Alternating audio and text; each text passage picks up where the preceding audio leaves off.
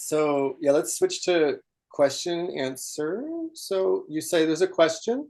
Yeah, there's just one. Nancy's got a question. Okay. How's white time healing different from Reiki? Ah, yes. We actually discuss the some of the differences in the level one energy healing course. Right off the bat, the initiation is different. The initiation for Reiki sort of wraps around the crown chakra and and opens the person up to connect with more of the earth energies. And so that when they are giving a healing, they're not using their own life force energy. They're drawing primarily from the earth to give it the extra energy to heal. And when you evolve spiritually, your crown actually starts to widen.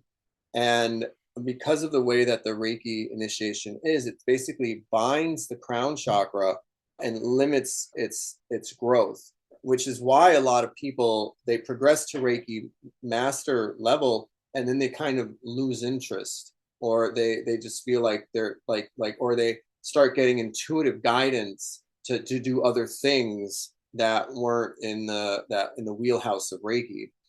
So that's and Reiki also works with one color ray. And I don't believe that Reiki has the capacity to reach through time, nor for influencing situations or other people or other places or environments that are could be contributing to the challenge or the of the person that needs the healing. So white time, first of all, it comes from a source that enters into this universe near the central sun. It's called the white time, the tunnel, and it's like a ring of light near the central sun of the universe, which is essentially a portal that imbues this universe with its life force. So the ray of white time extends far beyond outside the reaches of this universe, and it comes down and it channels. And what a white time healer, one of the initiations you receive in the level one energy is actually connecting what we call the funnel to your crown chakra, which is basically like a rain catcher. And every time, so let's just say your funnel starts here, right? You capture this amount of healing force. Every time you use your powers, your funnel expands, and you can receive more and more and more of that universal life force that that allows you to heal stronger, deeper, more effectively, and also to accelerate your spiritual growth because the funnel will just continue to expand.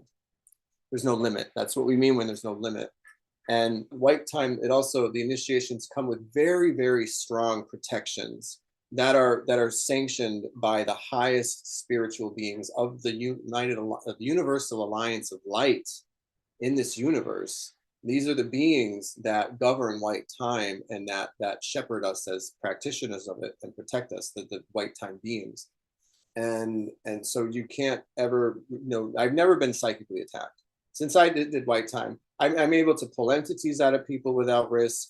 I mean, I wouldn't recommend it to the novice, but to the beginning practitioner. But you just have these resources that are extremely powerful light and love forces that they don't destroy, but they just they just transform. I don't know exactly how to describe it, but just the feeling of it. And of course, white time also, it does reach outside of time. And so, like, say you're healing someone, but they have a very bad relationship with their husband or something, the white time can actually positively influence that relationship, or it can go and it can somehow affect the environment or influence people to come on their own initiative to improve the environment that's challenging for the person who's receiving the white time. So it's not limited to the giver and recipient. It's more quantum in the sense that it reaches wherever it needs to go. And those are just some of the differences between Reiki and white time.